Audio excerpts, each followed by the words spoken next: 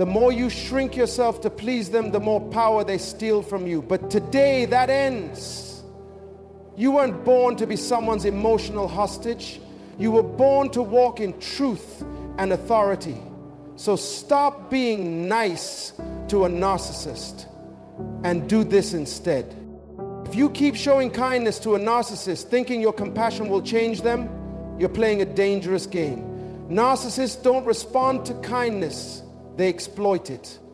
In this video, we're going to expose the truth and equip you with the strength to stop enabling their control and start walking in power. Kindness is one of the greatest expressions of godliness. It's a reflection of grace, of patience, of love that reaches beyond offense. But hear me clearly, when kindness is given without discernment, it no longer becomes a virtue, it becomes a liability. Narcissists are not moved by your kindness. They are empowered by it.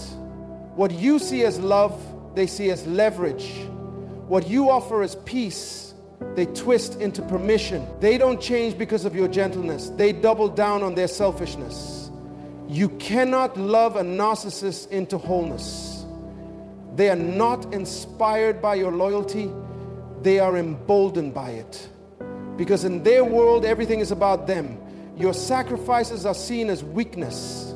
Your forgiveness is filed away as another past to keep doing what they've always done. And before long, your soul starts shrinking. You start losing pieces of yourself just trying to hold them together.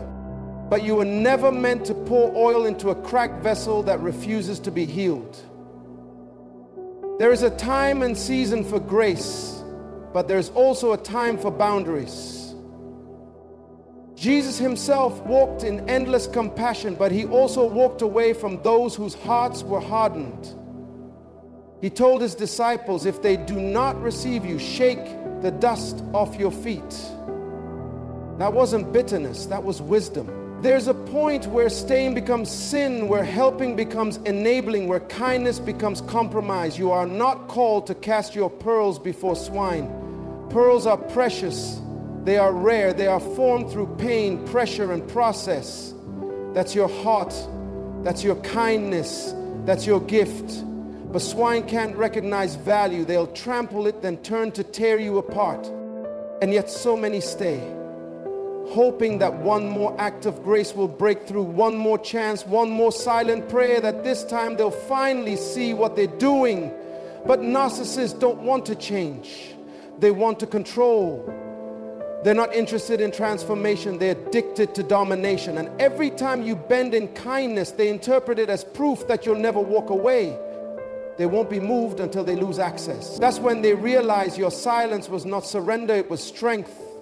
That your kindness was not weakness, it was a choice. And you chose peace. You chose healing. You chose to stop bleeding for someone who refused to even acknowledge the wound. You were never called to be a sacrifice on the altar of someone else's ego. Because you were never called. Stop explaining yourself to people who have already made up their minds to misunderstand you. Stop pouring your heart out to someone who isn't listening to hear you, but to hurt you. A narcissist doesn't come with an open heart. They come with a closed agenda. They're not seeking reconciliation. They're seeking domination. They don't ask questions to gain understanding. They ask to gather ammunition. And the more you try to clarify, the more they confuse. The more you try to justify, the more they twist. And each time you explain, hoping they'll finally get it, you're handing them the very power they'll use to manipulate you next time. You think you're building bridges, but they're burning them behind your back. It's time to wake up. He moved on with power and clarity. He didn't keep chasing them down to explain. He didn't dilute his mission, trying to win over the willfully blind. He moved on with power and clarity. He didn't allow the misunderstanding of men to derail the mandate of heaven. And you must do the same. You were never called to exhaust your energy on people who are committed to confusion.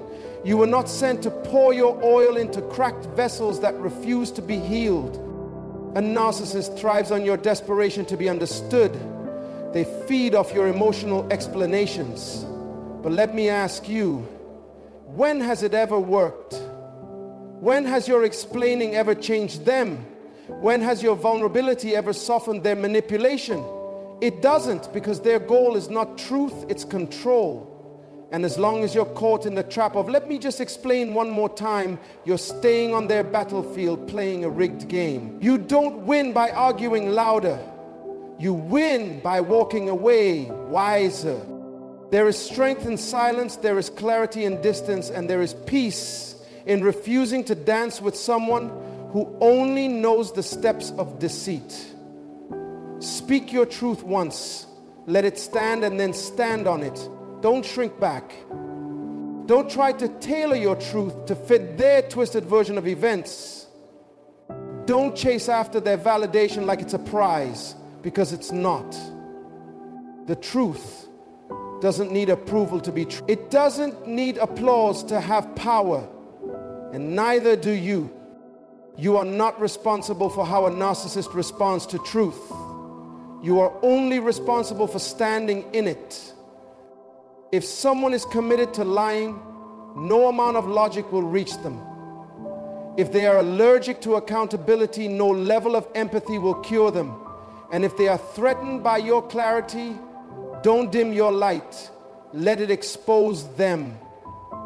Some people aren't supposed to understand you. They're supposed to watch you rise, confused and convicted, as you finally stop explaining, stop apologizing, and start walking in your God-given authority.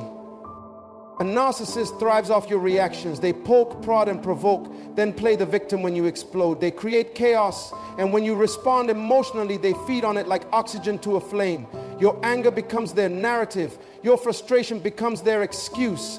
They lie and say, see, you're the problem. They manipulate the truth until it suits their agenda. But here's the wisdom you need to walk in. You cannot win a spiritual war using fleshly weapons. The real battle is not just with the narcissist, it's with the spirit operating through them. That's why your reaction must be governed by the spirit, not your emotions. The key isn't reacting in emotion, it's responding in wisdom. Reaction is automatic, response is intentional. When you react, you're letting their chaos become your compass. But when you respond with clarity and calmness, you shift the power dynamic. You're no longer a puppet in their drama, you become the director of your peace. This is the place where authority is built. The moment you stop feeding their need for control with emotional outbursts, they lose their grip. They want you unstable, they want you doubting.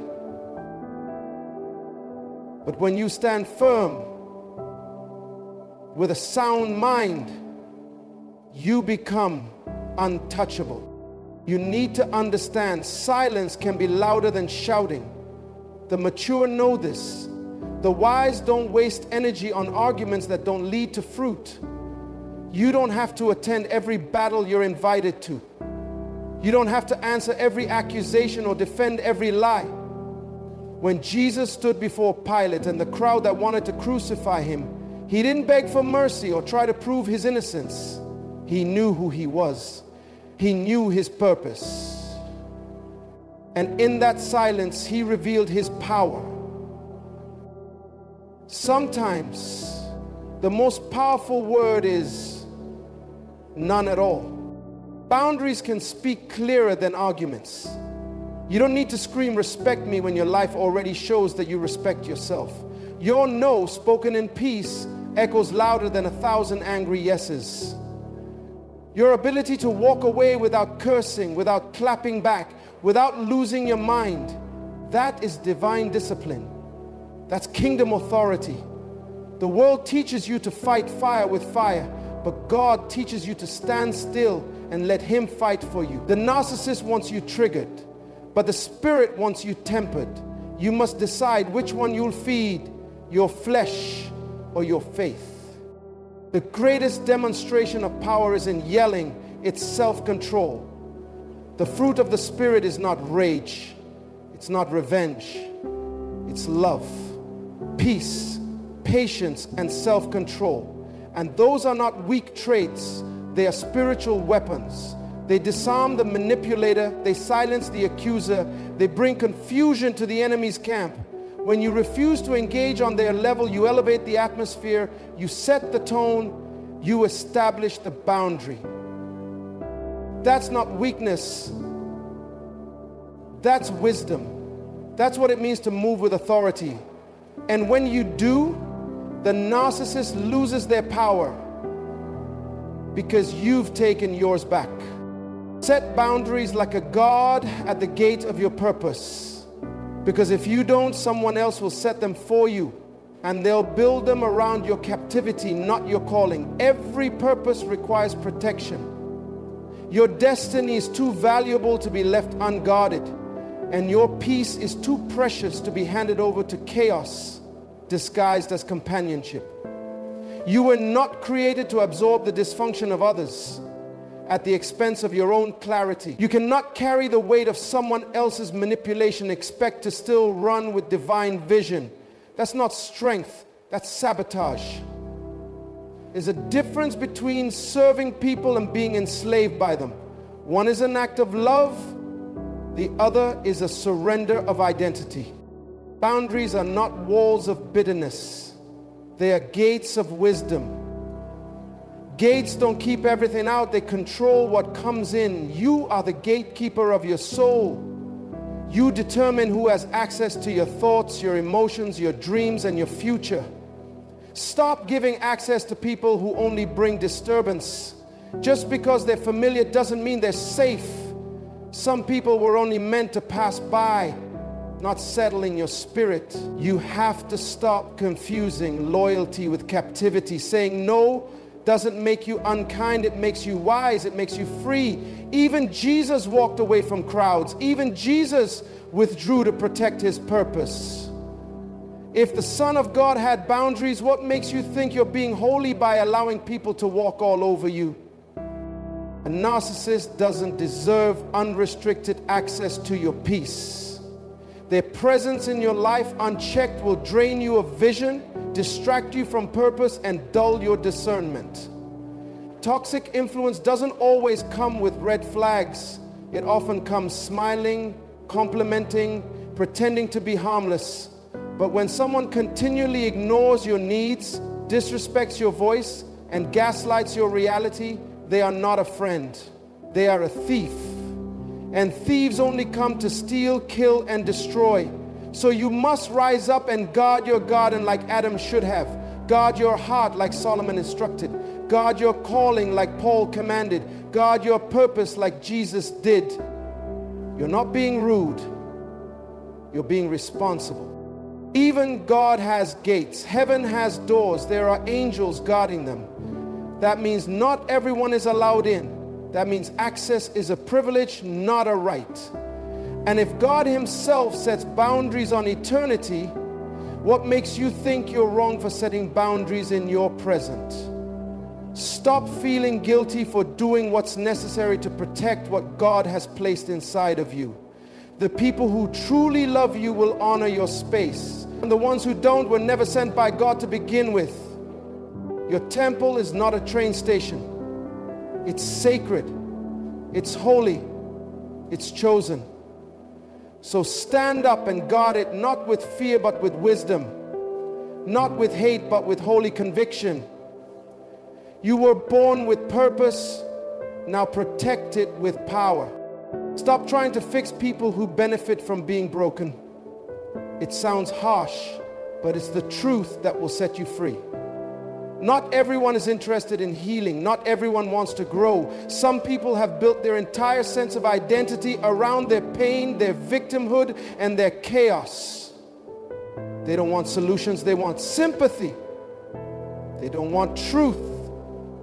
They want attention. And every time you step in to rescue them, to explain for them, to make excuses for them, you're not helping them. You're enabling them.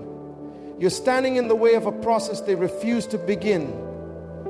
You're pouring your oil into a broken jar that has no intention of holding it.